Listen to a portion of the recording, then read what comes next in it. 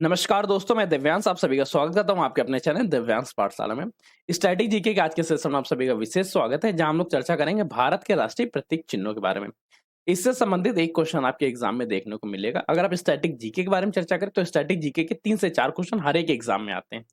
चाहे आप उत्तर प्रदेश अधीनस्थ सेवा चयन आयोग के अंतर्गत किसी एग्जाम की तैयारी कर रहे हो, आप एसएससी की तैयारी कर रहे हो, आपका पुलिस का एग्जाम हो, सेंट्रल या स्टेट गवर्नमेंट में किसी भी एग्जाम्स की तैयारी कर रहे हो, स्टैटिक जीके से 3 से 4 क्वेश्चन तो पूछे ही जाते हैं। अब आज के सेशन को स्टार्ट करने से पहले आपसे एक हम्बल रिक्वेस्ट है, अगर आप सेशन में पहली बार आए हैं या सेशन को अभी देखना प्रारंभ किया तो सेशन को लाइक करके दोस्तों के साथ शेयर कर दीजिएगा। अपने व्यूज कमेंट करके बताइएगा और चैनल पर नया है तो चैनल को सब्सक्राइब कर लीजिएगा, क्योंकि आपका एक सब्सक्रिप्शन हमारे लिए मोटिवेशन का और आपके सिलेक्शन के प्रति एक नया कदम होता है। तो चलिए सिलेक्शन के प्रति नए कदम को आगे बढ़ाते हैं और चर्चा करते हैं भारत के राष्ट्रीय प्रतीक चिन्हों के बारे में। भारत के राष्ट्रीय प्रतीक चिन्हों की यह क्लास 2 पार्ट्स में होगी। सबसे पहले केवल एक लिस्ट के बारे में चर्चा करेंगे। ये लिस्ट केवल नाम और कौन सा राष्ट्रीय चिन्ह है उसके बारे में होगी। सेकंड हम लोग इसको डिटेल से कवर करेंगे। अगर आपके अंदर पेशेंस नहीं है तो लिस्ट देख के भी जा सकते हैं, पेशेंस है तो कंप्लीट क्लास को देखिएगा और अपने व्यूज कमेंट करके बताइएगा, ठीक। अब इन सब के साथ आपको प्रॉफिट क्या रहेगा, एक पीडीएफ नोट्स आपको फ्री में अवेलेबल कराया जा रहा है। कहाँ से मिलेगी, किस तरह से मिलेगी, उसके लिए भी कमेंट और लास्ट तक वीडियो देखना पड़ेगा। चलिए सबसे पहले लिस्ट के बारे में चर्चा करते हैं। भारत का राष्ट्रीय प्रतीक अशोक स्तंभ है, राष्ट्रीय ध्वज तिरंगा है। राष्ट्रगान के बारे में चर्चा करें तो भारत का राष्ट्रगान जनगण मन और राष्ट्रगीत जो है वो वंदे मातरम है। राष्ट्रीय कैलेंडर के बारे में चर्चा करें तो भारत के राष्ट्रीय कैलेंडर शक संवत है, राष्ट्रीय पक्षी मोर है। राष्ट्रीय पुष्प के बारे में चर्चा करें तो पुष्प कमल है और राष्ट्रीय पशु के बारे में चर्चा करें तो भारत का राष्ट्रीय पशु बाघ है। राष्ट्रीय फल आम है और राष्ट्रीय वृक्ष बरगद का पेड़ है या बरगद का वृक्ष राष्ट्रीय वृक्ष है। राष्ट्रीय नदी गंगा नदी है। राष्ट्रीय जलीय जीव के बारे में चर्चा करें तो भारत का राष्ट्रीय जलीय जीव है वो गंगा डॉल्फिन है। राष्ट्रीय पशु के बारे में चर्चा करें तो भारत का राष्ट्रीय पशु हाथी है। अब एक एक क्लास को डिटेल से लेते हैं। डिटेल की क्लासेस बहुत ज्यादा इंपॉर्टेंट होती है और यहाँ से क्वेश्चन ही पूछे जाते हैं। जैसे भारत का राष्ट्रीय प्रतीक अशोक स्तंभ है। यह अशोक स्तंभ सारनाथ के अशोक स्तंभ से के शीर्ष भाग से है। इसके नीचे सत्यमेव जयते लिखा है। ये सत्यमेव जयते देवनागरी लिपि में लिखा गया है और देवनागरी लिपि तो आपको देखने से पता चले, साथ में मुंडकोपनिषद से लिया गया है। 2 क्वेश्चन आपके कंफर्म हुए कि ये कब लिया गया, कहाँ से लिया गया, किस तरह से लिया गया। साथ में भारत के राष्ट्रीय प्रतीक को भारत में ने अपनाया था 26 जनवरी सन 1950 को। इसके अलग-अलग रंग का प्रयोग अलग-अलग अधिकारियों द्वारा किया जाता है। जैसे राष्ट्र प्रतीक का जो नीला रंग है वो भारत के मंत्रियों द्वारा प्रयोग किया जाएगा। लाल रंग का प्रयोग राज्यसभा के सदस्य व अधिकारियों द्वारा और हरे रंग का प्रयोग लोकसभा के सदस्यों द्वारा किया जाएगा। सत्यमेव जयते देवनागरी लिपि में लिखा गया है और ये मुंडकोपनिषद से लिया गया है।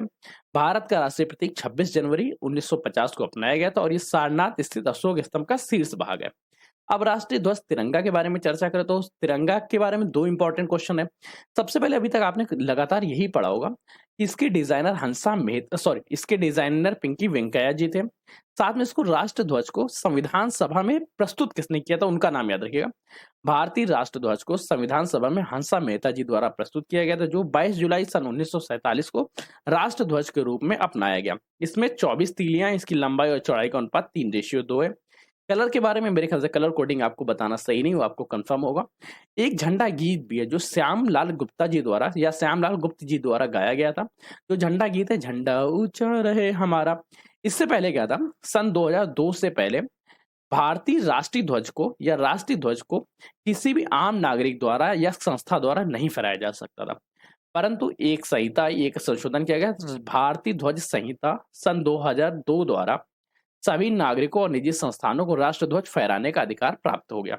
अब चर्चा करते हैं राष्ट्रगान के बारे में। जो भारत का राष्ट्रगान है वो कब गाया गया, किस तरह से गाया गया, इसको कब अंगीकृत किया गया और ये है क्या, इसके बारे में लगातार आपसे क्वेश्चन पूछे जाते हैं। भारत का राष्ट्रगान जनगण मन है, जो 24 जनवरी सन 1950 को भारत में राष्ट्रगान के रूप में स्वीकृत किया गया। इसका जो अल्पकाल है वो 20 सेकंड में गाया जाता है संक्षिप्त रूप, और इसका पूर्ण रूप 52 सेकंड में गाया जाता है।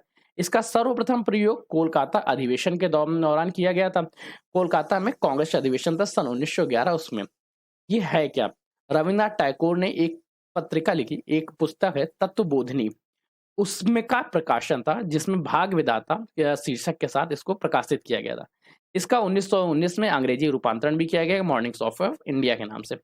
क्वेश्चन कौन कौन से पूछे जाएंगे, सबसे पहले भारत में ये अंगीकृत कब किया गया, भारत में राष्ट्रगान कब अपनाया गया 24 जनवरी 1950 को, ये किसके द्वारा लिखा गया, रविन्द्रनाथ टैगोर द्वारा। पत्रिका कौन सी थी, तत्वबोधिनी पत्रिका।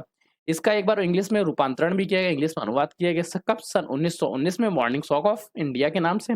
इसका जो पूर्ण रूप है वो 52 सेकंड में गाया जाता है और अल्प रूप जो है वो 20 सेकंड में गाया जाता है। अब चर्चा करते हैं राष्ट्रगीत के बारे में। भारत का राष्ट्रगीत वंदे मातरम है, जिसको बंकिम चंद्र चटर्जी के एक उपन्यास आनंद मठ से लिया गया है। इसको सर्वप्रथम का कांग्रेस के कोलकाता अधिवेशन सन 1896 में गाया गया था और इसको भारत में अपनाया कब गया? भारत ने अपनाया 26 जनवरी सन 1950 को भारत के राष्ट्रीय गीत के रूप में इसे अपनाया गया। एक आपके लिए की फैक्टर्स है, की पॉइंट्स जो याद रखिएगा। भारतीय संसद की शुरुआत जनगण मन से और समापन वंदे मातरम से होती है। मतलब भारत का जो भारत की जो संसद है उसका प्रारंभ होता है राष्ट्रगान से, समापन होता है राष्ट्रीय गीत से। अब हम लोग चर्चा करते हैं भारत के कैलेंडर के बारे में।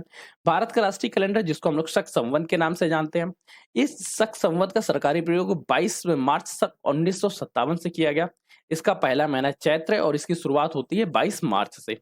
जब कभी लीप वर्ष पड़ता है तो इसमें 21 मार्च से लीप वर्ष को भी कैलकुलेट किया जाता है। ठीक, कब से प्रयोग किया गया? 22 मार्च 1957 से। इसका पहला माह कौन सा है? चैत्र। अब राष्ट्रीय पक्षी बारे में चर्चा करते हैं। भारत का राष्ट्रीय पक्षी मोर है और इसके वैज्ञानिक नाम आपसे लगातार पूछा जाता है, पावो क्रिस्तातुसु। ठीक, राष्ट्रीय पुष्प के बारे में चर्चा करें, कमल, जिसका वैज्ञानिक नाम नीलम्बो नुसिफेरा है, नीलम्बो नुसिफेरा गिर्डना है। राष्ट्रीय पशु के बारे में चर्चा करें, बाघ, जिसको हम लोग अंग्रेजी नाम इसका पैंथरा टिग्रस है, अंग्रेजी नाम इसका वैज्ञानिक नाम है पैंथरा टिग्रस। देखिए, जब कभी आपसे राष्ट्रीय पशु के बारे में चर्चा करें, सिर्फ एक देश के नहीं, किसी भी देश के बारे में चर्चा करें, राष्ट्रीय पक्षी के बारे में चर्चा करें, राष्ट्रीय फूल के बारे में चर्चा करें, राष्ट्रीय फल के बारे में चर्चा करें, तो इन सभी के वैज्ञानिक नाम बहुत इंपॉर्टेंट हो जाते हैं और ये वैज्ञानिक नाम लगातार एग्जाम में पूछे जाते हैं। तो यहाँ वैज्ञानिक नाम याद रखिए। राष्ट्रीय पशु टाइगर, टाइगर के लिए बाघ संरक्षण एक टाइगर प्रोजेक्ट भी चालू किया गया था, जो 1973 से प्रारंभ हुआ। फिर राष्ट्रीय फल के बारे में चर्चा करें, आम, जिसका वैज्ञानिक नाम मैग्निफेरा इंडिका है। आमों को हम लोग फलों के राजा के नाम से जानते हैं। राष्ट्रीय वृक्ष के बारे में चर्चा करें, बरगद, जिसका वैज्ञानिक नाम फाइकस बंगाली लिसा है और इसकी जो जड़ें हैं वो गहराई तक जाती हैं। मेरे ख्याल से बरगद के पेड़ के बारे में आप सभी लोग पहले से अवगत होंगे। राष्ट्रीय नदी के बारे में चर्चा करें, राष्ट्रीय नदी गंगा है। गंगा को राष्ट्रीय नदी का दर्जा सन 2008 में दिया गया। इसकी कुल लंबाई 2525 किलोमीटर है और ये गंगोत्री से निकल के बंगाल की खाड़ी में गिरती है। इसमें 2 जगह कुंभ लगता है, एक हरिद्वार का कुंभ और प्रयागराज का कुंभ। प्रयागराज का पूर्ण नाम इलाहाबाद भी था। राष्ट्रीय जलीय जीव के बारे में चर्चा करें तो भारत का राष्ट्रीय जलीय जीव गंगा डॉल्फिन है और इसको 5 अक्टूबर सन 2009 को राष्ट्रीय जलीय जीव की घोषणा की गई थी। इसका वैज्ञानिक नाम क्या है?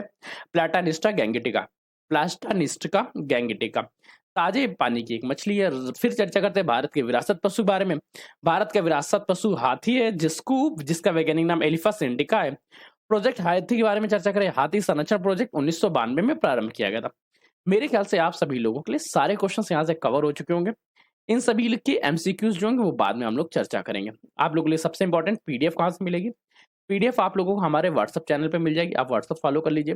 व्हाट्सएप नहीं फॉलो करने की इच्छा तो टेलीग्राम फॉलो कर लीजिए। दोनों नहीं करने की इच्छा तो एक गूगल ड्राइव भी लिंक दिया गया है, पर इस गूगल ड्राइव को आपको डेली अपडेट करना पड़ेगा। यहाँ पे खुद पता नहीं चलेगा कि नई पीडीएफ आ गई या नहीं आ गई।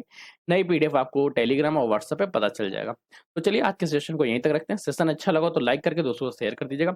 अपने व्यूज कमेंट करके बताइएगा। चैनल पे नए पहली बार देख रहे हैं, चैनल को सब्सक्राइब कर लीजिएगा, क्योंकि आपका एक सब्सक्रिप्शन हमारे लिए मोटिवेशन का और आपका सिलेक्शन के प्रति एक नया कदम होता है। आज के सेशन को यहीं तक रखते हैं। तब तक के लिए कीप स्टडिंग, कीप स्माइलिंग, पढ़ते रहिए, मुस्कुराते रहिए। पढ़ाई मुस्कुराहट एक साथ अच्छी लगती है, अकेले में दोनों ही अधूरी। धन्यवाद दोस्तों।